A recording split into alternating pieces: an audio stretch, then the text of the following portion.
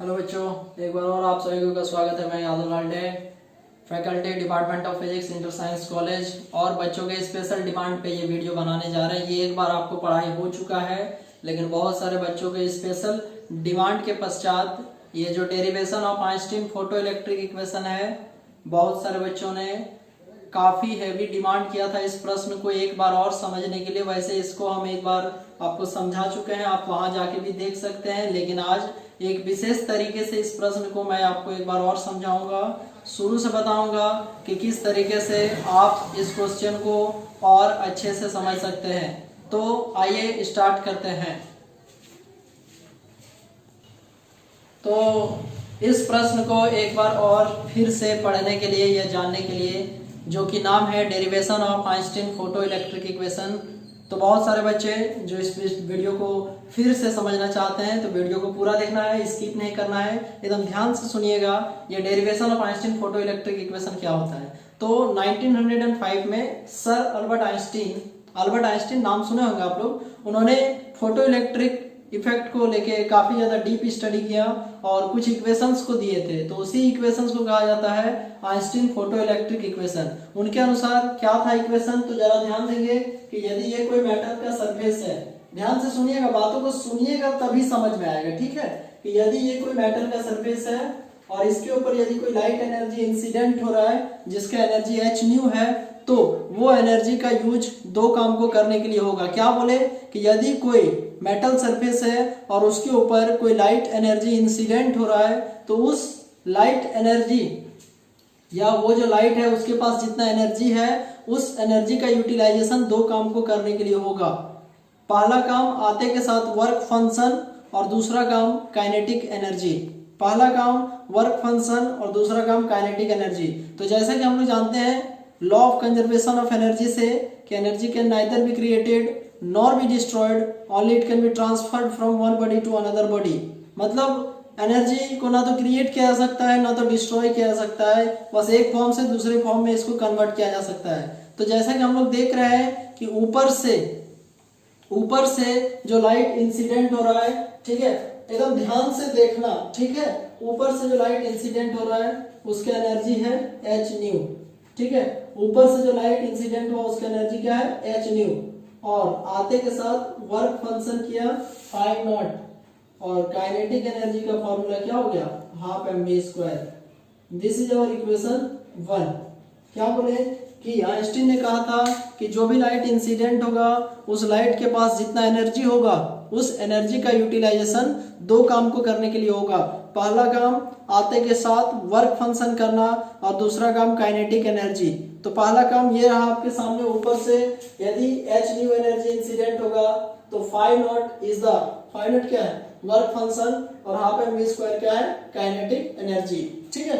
अगला लाइन बहुत इंपॉर्टेंट होने वाला है जो कि इस पूरे इक्वेशन को चेंज कर देगा। तो जो बच्चा अगला लाइन समझ जाएगा, ये जानिए वो पूरा का पूरा इक्वेशन समझ जाएगा। अगला लाइन ये था, आप लोग बताइए कभी नाम सुने थ्रेशोल्ड फ्रीक्वेंसी? हमने चर्चा किया था और इसके बारे में काफी सारे लेक्चर्स भी हैं, आप पीछे की वीडियोस में जाके देख सकते हैं। पहला या दूसरा क्लास जो था ड्यूअल नेचर का, उसमें आपको पता चलेगा, ठीक है। ये क्या होता है, ये जो हम बता रहे हैं थ्रेशोल्ड फ्रीक्वेंसी। थ्रेशोल्ड फ्रीक्वेंसी का मतलब होता है एक minimum frequency, the minimum frequency जो कि जरूरी होता है किसी मेटल सरफेस से एक इलेक्ट्रॉन को बाहर निकालने के लिए। तो यदि ये फ्रीक्वेंसी थ्रेशोल्ड फ्रीक्वेंसी के बराबर हो जाएगा तो इलेक्ट्रॉन का जो काइनेटिक एनर्जी है वो जीरो हो जाएगा।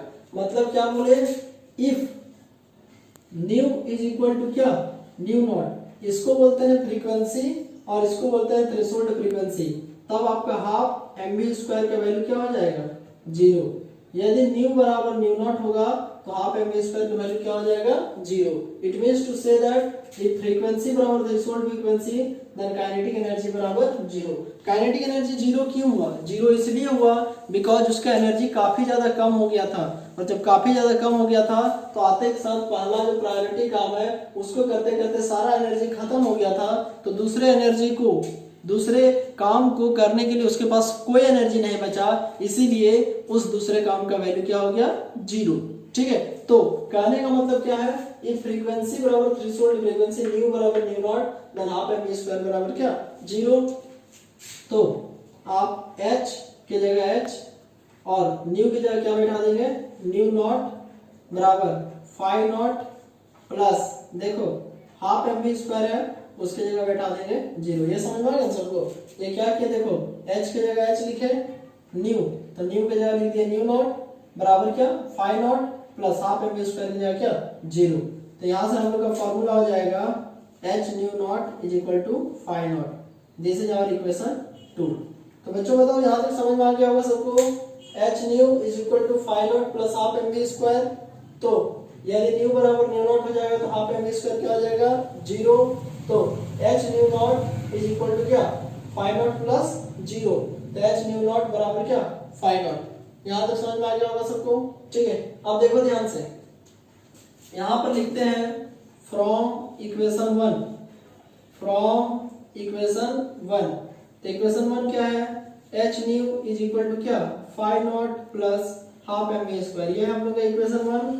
तो यहाँ से लिखेंगे h न्यू और देखो यहाँ क्या लिखा हुआ है फाइव नॉट, यहाँ क्या लिखा हुआ है फाइव नॉट और फाइव नॉट का वैल्यू क्या होता है h न्यू नॉट। तो यहाँ पर लिखेंगे h nu naught plus half m v square. एक बार और देखेंगे बच्चों ध्यान से, h nu is equal to phi naught plus half m v square, यहाँ क्या लिखा हुआ है फाइव नॉट। दूसरे इक्वेशन में phi naught is equal to क्या आया था h न्यू नॉट, तो h nu is equal to h nu naught plus क्या हाफ एम वी स्क्वायर। यहाँ तक समझ में आ गया होगा सबको, ठीक है। तो देखिए h न्यू और ये इधर प्लस है, इधर जाके क्या हो जाएगा माइनस, तो h nu minus h nu naught is equal to क्या हाफ एम वी स्क्वायर। अब h बाहर, ये दोनों में से कॉमन है, h बाहर, ठीक है, ये कॉमन है, बचेगा अंदर क्या nu minus nu naught is equal to क्या हाफ एम वी स्क्वायर। ये हो गया हम लोग का इक्वेशन 3। देखिए आराम से देखिए क्या किए बच्चों इस इक्वेशन में, तो h न्यू बराबर phi naught plus half m v square, phi naught का वैल्यू देखो यहाँ से बैठा दिया h न्यू नॉट, तो h न्यू बराबर h nu naught plus half m v square. देखो इधर प्लस है इधर आके माइनस हो जाएगा, h nu minus h nu not बराबर हाफ एम वी स्क्वायर, तो h nu minus nu not बराबर हाफ एम वी स्क्वायर। अब जैसा कि हम लोग जानते हैं फॉर्मूला होता है न्यू बराबर c बाय लैम्डा, ये 11th क्लास में सबने पढ़ा होगा, ठीक है। और एक फॉर्मूला यहाँ से हम लोग लिख सकते हैं nu naught is equal to c by lambda naught, ठीक है।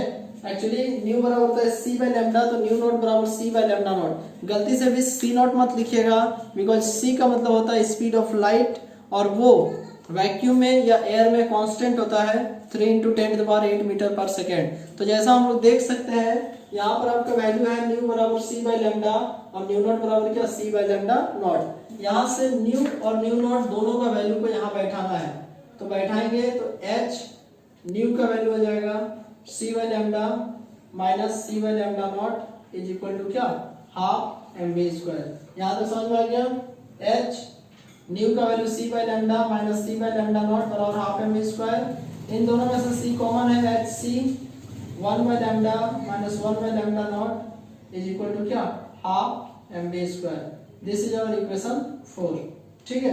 एक बार और देखेंगे बच्चों, देखो h nu minus nu not बराबर क्या हाफ एम वी स्क्वायर, तो न्यू बराबर c by lambda and nu not बराबर क्या c बाय लैम्डा नॉट, तो h c by lambda minus c by lambda not बराबर क्या हाफ एम वी स्क्वायर। तो c कॉमन है बाहर, h c 1 by lambda minus 1 by lambda not बराबर half m v square. Equation 1, equation 2, equation 3 और equation 4, यही चारों को मिला के बोला जाता है आइंस्टीन फोटो इलेक्ट्रिक इक्वेशन। एक बार और ध्यान से सुनिएगा बच्चों, इक्वेशन 1, इक्वेशन 2, इक्वेशन 3 और इक्वेशन 4, ठीक है, यही चारों को मिला के बोला जाता है आइंस्टीन फोटो इलेक्ट्रिक इक्वेशन। तो यही था हम लोग का आइंस्टीन फोटो इलेक्ट्रिक इक्वेशन। आशा करते हैं कि आपको जरूर से जरूर समझ में आ गया होगा, ठीक है। ये बहुत ही इंपॉर्टेंट लेक्चर था और एकदम काफी कम समय में एकदम सटीक तरीके से आपको बताया गया। आप चाहें तो वीडियो को 1-2 बार और देख सकते हैं। आपके सुविधा के लिए इस वीडियो को हम एक बार और तुरंत एक शॉर्ट में बता देते हैं, ठीक है, कि तुरंत कैसे करके ये हुआ। एक बार और समझा देते हैं, एकदम ध्यान से सुनिएगा, ठीक है। और मैंने बताया क्या कि आइंस्टीन फोटो इलेक्ट्रिक इक्वेशन हम लोग को पढ़ना है। तो आइंस्टीन नाम तो आप लोग सुने ही है, अल्बर्ट आइंस्टीन ने इनको दिया था।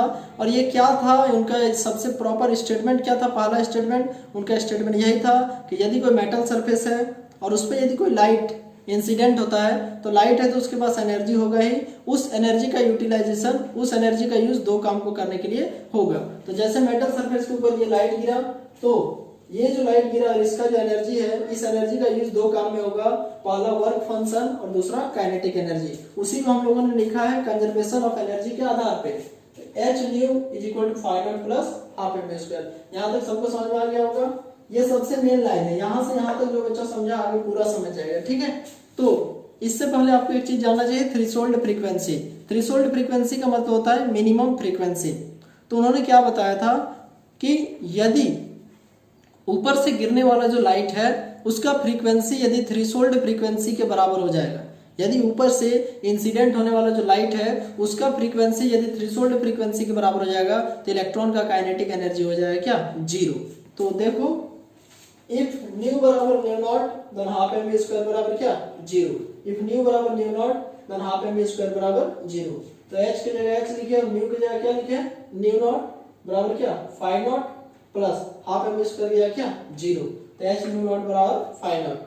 This is also the known as expression for the work function of metal surface। अब हम लोग जैसा कि जानते हैं h न्यू बराबर क्या होता है? Phi not plus half m square. h nu बराबर phi not plus half m square.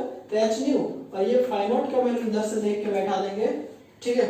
h nu बराबर h nu naught plus half m square, ये दोनों सेम है, ठीक है। सेम तरीके से है, इधर प्लस इधर क्या हो जाएगा? माइनस। तो h nu minus h nu not बराबर क्या? Half m square. इन दोनों में से कॉमन क्या है? h nu minus nu not बराबर हाफ एम स्क्वायर। यहां तक सबको समझ में आ गया ना? ओके। अब देखो फॉर्मूला होता है न्यू बराबर क्या? c बाय लैम्डा और न्यू नॉट बराबर क्या होता है? c by lambda nought. तो ये दोनों यहाँ पे बैठा दीजिए, तो h c by lambda minus c by lambda not बराबर हाफ एम स्क्वायर।